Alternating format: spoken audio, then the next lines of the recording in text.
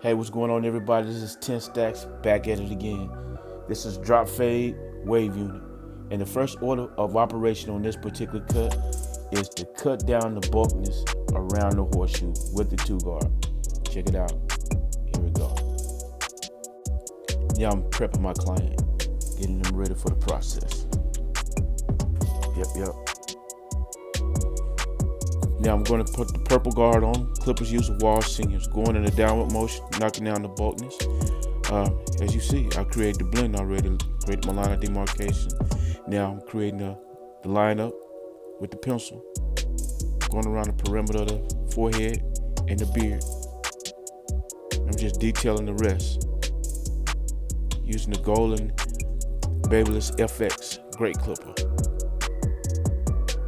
I'm going back simultaneously, notching that fade out using the 3/4 guard, 1 guard. Going back over the edge up. Now I'm using Kiss Color. Kiss Color is a great color to use for enhancements on the man weaves.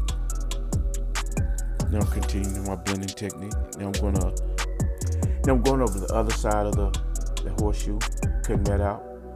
Now from there, I'm just gonna clean up the haircut a little more, just notch him out a little bit, go over the edge with razors and enhancements, just basically cleaning them up.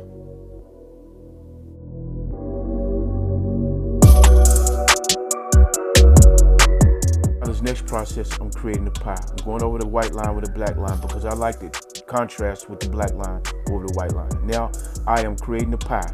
The pie is what divides the hair, is what gives the hair the 360 look. Now I put adhesive over the pie and adhesive on the perimeter of the hair, so the hair will catch on the synthetic hair will catch on the natural hair, or human hair catch on the human hair. And as you see, I'm going in a spiral motion. This is the process from left to right that's going to create the 360 look. Now just pay attention to detail.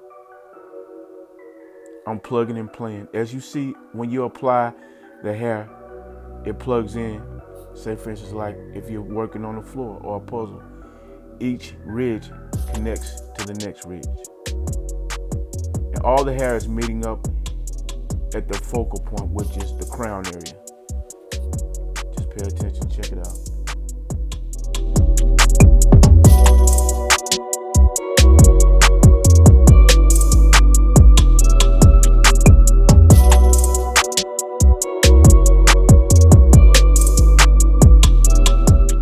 The next step consists of compression.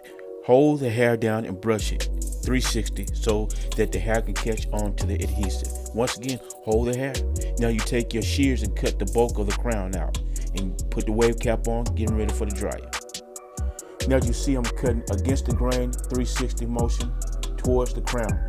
This is because the hair flows different. Now that's the north side, around the crown, north side. On the borderline, on the other side, it's the south side. I like to cut that downward. As you see, the hair is blending into his hair. You freehand this. Now I'm edging him.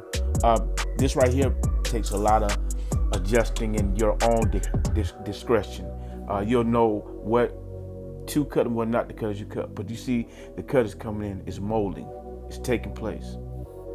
Now I'm just cleaning them up, going over, notching that blend out. I'm putting the part in. Just creating a perfect cut. You see, look at it. The waves are 360 from the spiral pie that you put in the head. That's how it turns out and look. Now putting the wave cap back on. Put them on the dryer. Just a little more, just to compress the waves. Now I'm cleaning them up. Oh man, look at that. That's a dope cut. Now razor line. I'm just detailing them out. Like I said, detail is important. Just continue to notch to make the haircut cleaner and cleaner. And there it is. That's the finished look.